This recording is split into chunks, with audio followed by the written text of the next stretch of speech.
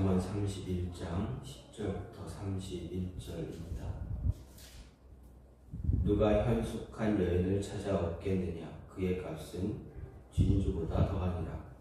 그런 자의 남편의 마음은 그를 믿나니 산업이 핍절하지 아니하겠으며, 그런 자는 살아있는 동안에 그의 남편에게 선을 행하고 악을 행하지 아니하느니라.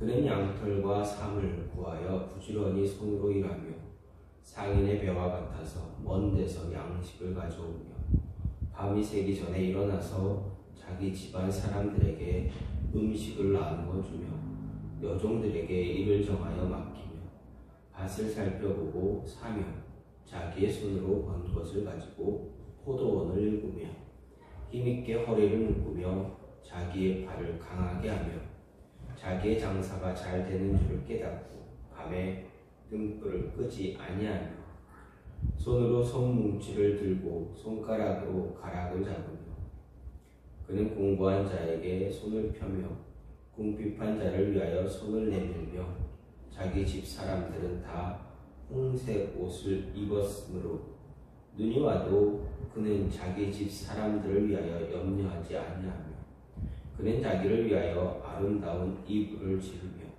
세마포와 자색 옷을 입으며 그의 남편은 그 땅의 장로들과 함께 성문에 앉으며 사람들의 인정을 받으며 그는 배로 옷을 지어 팔며 띠를 만들어 상인들에게 맡기며 능력과 줄기로 옷을 삼고 후일을 웃으며 입을 열어 지혜를 베풀며 그의 혀로 인애의 복을 말하며 자기 집안 일을 보살피고 게을리 얻은 양식을 먹지 아니하나니 그의 자식들은 일어나 감사하며 그의 남편은 칭찬하기를 덕행 있는 여자가 많으나 그대는 모든 여자보다 뛰어나다 하느니라.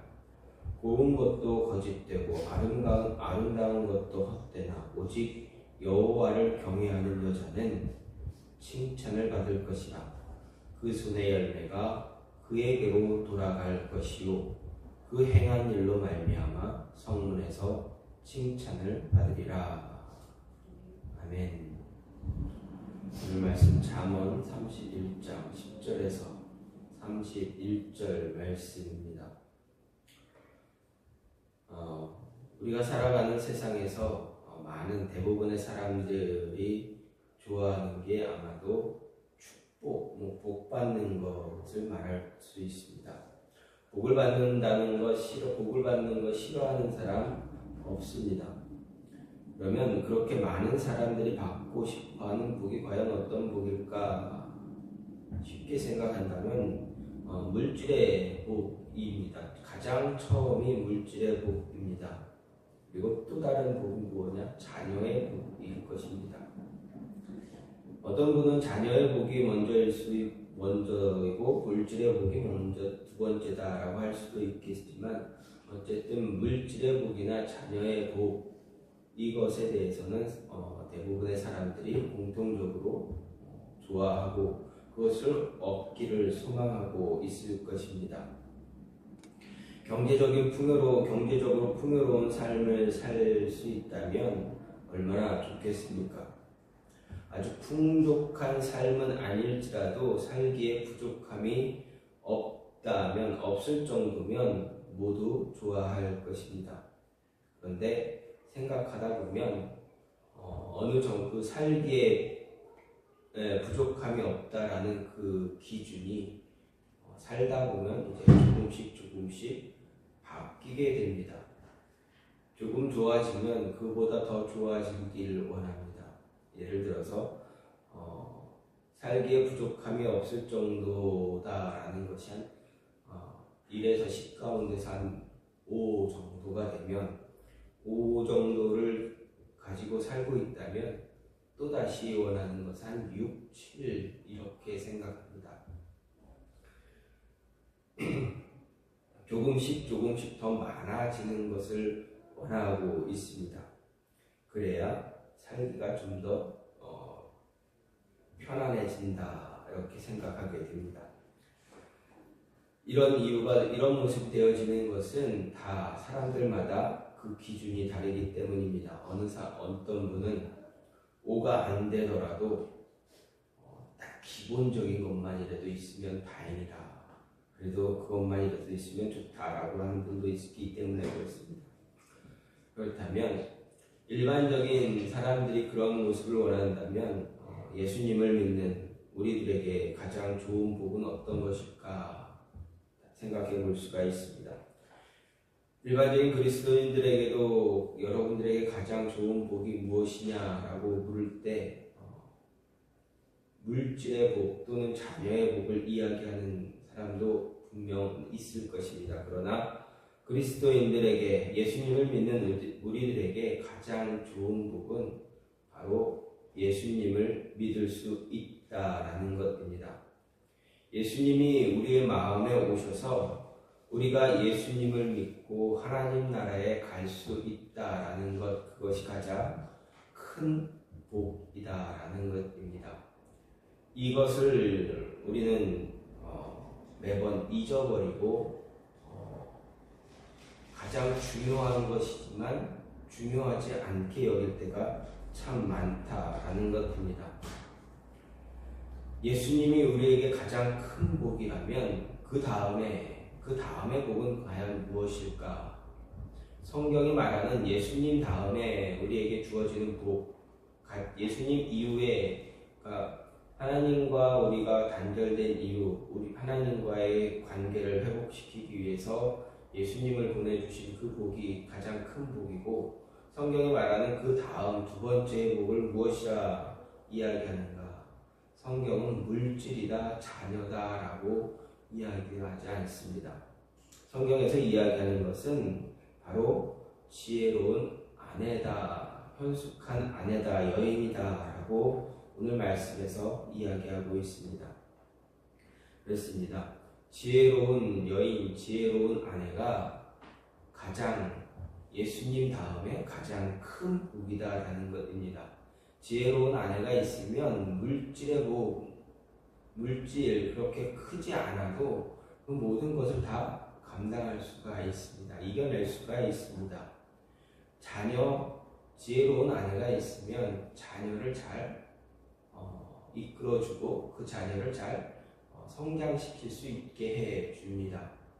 따라서 지혜로운 아내가 있느냐 없느냐, 현숙한 아내가 있느냐 없느냐, 그런 여인이 있는 내 옆에 우리 근처에 가까운 데 있느냐 없느냐를 잘 볼 수 있는 그러한 안목도 필요하다라는 것입니다. 특히 오늘 말씀 잠언 31장의 저자는 현숙한 여인을 아내로 얻는 것 아무나 누릴 수 없는 복이다 강조하면서 현숙한 여인의 가치를 당대 최고의 보석 중 하나인 진주와 비교하면서 말하고 있습니다. 그리고 현숙한 여인은 평생 그 남편을 신실하게 대함으로 인해서 남편이 안심하고 생활하게 되는 것 물론 그녀의 유능하고도 성실한 노력으로 인해서 모든 것이 다 핍절하지 않게 될 것이다 말합니다. 즉 한 사람의 지혜로움으로 인해서, 여인의 지혜로움, 아내의 지혜로움으로 인해서 가정도 살리고 남편도 바르게 세우고 자녀도 바르게 이끌 수 있고, 또 모든 일터나 사업장, 일터, 모든 주변 사람들의 모든 옆에 이웃과의 관계, 모든 것들을 다 이 지혜로운 아내의 모습으로 인해서 모든 것이 다 평탄하게 유지되어 줄 수 있기 때문에 지혜로운 아내를 얻는 것이 가장 예수님의 다음에 가장 큰 복이다라는 것입니다. 이렇게 말하는 데 있어서 그러면 하나님의 최고의 복이 예수님 다음으로 주어진 이 최고의 복, 지혜로운 아내, 성경 오늘 말씀에서 그 복을 지혜로운 아내가 복이 예수님 다음으로 복이 되어진다라는 것을 증거하는 그 모습을 보게 되면 먼저 남편의 길을 인도한다라고 분명히 성경은 말하고 있습니다. 11절 12절 말씀을 보면 그런 자의 남편의 마음은 그를 믿나니 산업이 핍절하지 아니하겠으며 그런 자는 살아있는 동안에 그의 남편에게 선을 행하고 악을 행하지 않는다 이렇게 이야기합니다. 즉 현숙한 여인은 남편의 길을 인도하는 그러한 여인입니다. 남편이 어떠한 길을 갈 수 있느냐, 어떠한 길을 가느냐에 따라서 그 여인이 아내가 지혜로우냐, 지혜롭지 않느냐라고 생각할 수, 볼 수 있다라는 것입니다. 잘 생각해 보면 남편이 아내를 믿는다, 신뢰한다라는 그것은 아내를 통해 얻은 행복감과 안도감이 있다라는 것입니다. 남편이 아내를 전적으로 신뢰하고 믿기 때문에 아내가 무엇을 하든 어떤 말을 하든 의심하지 않게 됩니다. 그 정도로 아내에 대한 신뢰가 쌓여 있다라는 것입니다. 여기서 신뢰라는 말, 여러분 단 한순간에 일어나는 것이 아닙니다. 신뢰는 아내에 대한 무한한 신뢰는 처음 그 아내를 만났을 때 그때부터 차곡차곡 조금씩 쌓아온 그런 결정체다라는 것입니다. 그 결정체를 만들어내기 위해서 얼마나 많은 시간들이 지나고 얼마나 많은 우여곡절들이 있었겠습니까? 사소한 것부터 시작해서 커다란 사건들을 겪어가면서 만들어진 것이 바로 그 신뢰입니다. 아내를 믿고 살면 어떤 결과가 나온다라고 할 때 오늘 말씀에서는 산업이 또한 핍절하지 않는다라고 합니다. 여기서 산업이란 말은 노획물, 탈취물이라는 뜻이 있고 핍절하다라는 것은 부족하다, 필요하다라는 의미입니다. 그래서 다시 번역해 보면 결코 수입이 부족하지 않다라는 뜻이 되어집니다. 여인의 부지런하고 적극적인 활동을 통해서 외부로부터의 재물을 얻고 남편의 산업에도 적극적으로 참여해서 매우 풍성한 재물을 얻는다라는 것을 이야기합니다. 그런데 생각해 보면 아내가 직접 나가서 돈을 벌어야 하느냐 그렇게 생각되어집니까? 성경이 그것을 이야기합니까? 너의 아내, 지혜로운 아내는 나가서 돈을 벌고 나가서 가정을 일으키기 위해서 일을 하고 일에 대한 그것을 위해서 물질을 모으는 그것이냐? 그렇지 않다라는 것입니다. 지혜로운 아내는 나가서 일을 하지 않을지라도 남편이 벌어들이는 수입만을 가지고도 그 가정을 정말 행복하게 무엇 하나 부족하지 않게 잘 꾸려갈 수 있다라는 것입니다. 절약하고 그 상황에 맞게끔 잘 사용하면서 그때 알맞은 지혜롭게 주어진 것에 대해서 잘 사용할 때, 조절하며 사용할 때 지혜로운 아내의 모습이 얼마나 소중한가를 알 수 있게 됩니다. 소비하지 않고 낭비하지 않는 그 모습 역시도 그 지혜로부터 시작되어지는 것입니다. 따라서 아내의 소중함, 이런 지혜로운 아내는 남편으로 하여금 어떻게 살아가야 하는가를 가르쳐 줄 수 있는 그러한 길이 되는 것입니다. 그렇기 때문에 성경에서는 지혜로운 여인을 복이다라고 이야기하고 있는 것입니다. 또 한 가지는 무엇입니까? 지혜로운 아내는 인애의 법을 이야기합니다. 26절 말씀을 보면 입을 열어 지혜를 베풀며 그 혀로 인애의 법을 말합니다. 하나님의 가정에 남편에게 주신 최고의 복이 지혜로운 아내인 또 다른 이유가 바로 이 지혜로운 아내가 결코 헛된 이야기하지 않기 때문이다 말합니다. 이 여인은 입을 열 때마다 언제나 지혜를 베푸는 여인입니다. 사람들 말할 때 항상 실수할 때가 참 많습니다. 실수하기 마련입니다. 하지만 지혜로운 아내, 지혜로운 여인은 자신의 입을 통해서 나오는 모든 말에 대한 책임을 지는 사람입니다. 아니 자신의 입에 재갈을 물림으로 인해서 헛된 이야기 하지 않는 사람입니다. 말에 대한 책임을 지기보다는 실수한 말에 책임지기보다는 차라리 실수하지 않기 위해서 입에 재갈을 물림으로 인해서 헛된 말, 누군가에게 어떤 가십거리가 되어지는 그런 말, 그런 모습들 갖지 않는다라는 것입니다. 말 한마디로 천냥빚을 갚는다라는 속담이 있습니다. 바로 지혜로운 여인의 말 한마디가 이렇게 천냥의 빚도 갚을 수 있다라는 것입니다. 함부로 자신의 입을 여는 사람이 아니기 때문에 그렇습니다. 특히 인애의 법을 말한다고 성경은 말합니다. 여기서 인애란 무엇입니까? 바로 남을 사랑하는 마음입니다. 어진 마음입니다. 이 인애라는 말의 히브리어는 헤세드입니다. 그래서 이 헤세드라는 말 성경에서 찾아보게 되면 자비, 인자, 은혜, 긍휼 등으로 번역되어 있습니다. 성경에서 이 단어를 어디에 사용되는가? 하나님에 대해서 많이 사용합니다. 사람에 대해서도 사용되는데 이 단어가 특히 하나님에 관해 사용될 때는 하나님의 백성들에 대한 언약에 기초한 그런 변함이 없는 사랑을 이야기합니다. 사람에게 사용할 때는 일반적으로 다른 사람에 대한 친절함, 자비로움, 그리고 하나님을 향한 순결과 헌신을 표현할 때 사용되는 단어가 바로 헤세드입니다.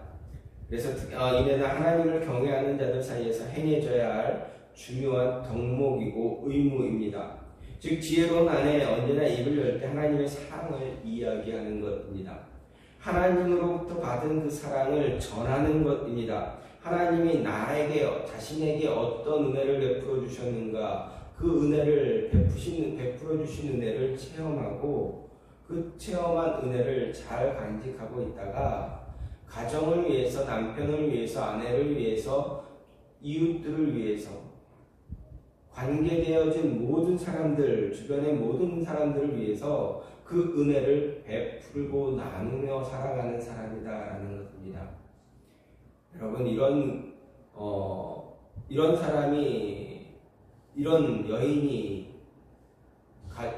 있다면 어떻겠습니까? 그 주변에 어떤 다툼이 일어나겠습니까? 이런 사람이 있으면 주변에 다툼 일어나지 않습니다.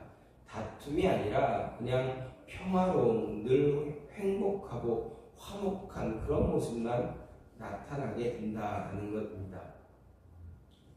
그렇기 때문에 지혜로운 아내, 지혜로운 여인의 모습이 얼마나 중요한가라는 것을 우리에게 또다시 알려주는 그런 모습입니다. 그런 아내를 얻을 수 있는 것, 그것이 바로 하나님이 우리에게 주신 가장 큰 복 가운데 하나다라는 것입니다. 예수님을 보내주신 그 복 이외에 가장 큰 복이 바로 지혜로운 여인, 지혜로운 아내다라는 것입니다. 이 현숙한 아내, 지혜로운 아내, 신앙을 이끌어주고 자녀의 신앙과 자녀의 어떤 삶을, 자녀들의 생활의 모든 것들을 다 이끌어줄 뿐만 아니라 남편의 삶도 바르게 이끌어주고, 그러므로 인해서 바른 길 갈 수 있도록, 잘못된 길 가지 않도록 이끌어줄 수 있는 것, 그것이 바로 하나님의 은혜, 축복인 것입니다. 그것이 바로 지혜로운 아내, 현숙한 여인이다라는 것입니다. 마지막으로 최고의 복인 지혜로운 아내, 어떻게 됩니까? 지혜로운 아내는 인정을 받게 됩니다. 하나님으로부터 받은 은혜를 나누어 줌으로 인해서 주변의 모든 것들을 다, 사람들이나 모든 환경들을 잘 어떻게 보면 관리할 수 있다라는 것입니다. 모든 상황을 잘 다스릴 수 있는 그런 모습이 있게 됩니다. 그러다 보면 어떻게 됩니까? 다 인정합니다. 참 이 여인은 어떤 여인은 참 지혜롭다, 현숙하다, 참 행복한 여인이다, 행복한 사람이다 라고 인정할 수밖에 없게 된다라는 것입니다. 그래서 27절부터 31절 말씀을 보면 자기의 집안일을 살피고 게을리 얻은 양식을 먹지 아니하나니 그의 자식들은 일어나 감사하며 그의 남편은 칭찬하기를 덕행 있는 여자가 많으나 그대는 모든 여자보다 뛰어나다 하느니라. 고운 것도 거짓되고 아름다운 것도 거짓되나 오직 여호와를 경외하는 여자는 칭찬을 받을 것이라. 그 손의 열매가 그에게로 돌아갈 것이요 그 행한 일로 말미암아 성문에서 칭찬을 받으리라. 이렇게 말합니다. 잘 보십시오. 자기의 집안일을 보살피고 게을리 얻은 양식을 먹지 않는다 이야기합니다. 집안을 잘 돌아볼 뿐만 아니라 게으르게 얻은 양식을 먹지 않는다. 즉 열심히 부지런히 자신의 할 일을 감당함으로 인해서 주어진 삶을 잘 꾸려나감으로 인해서 주신 것을 가지고 잘 꾸려나감으로 인해서 얻어지는 양식을 먹으면서 그의 자녀들이 어떻게 이야기합니까? 그의 자녀들이 감사한다.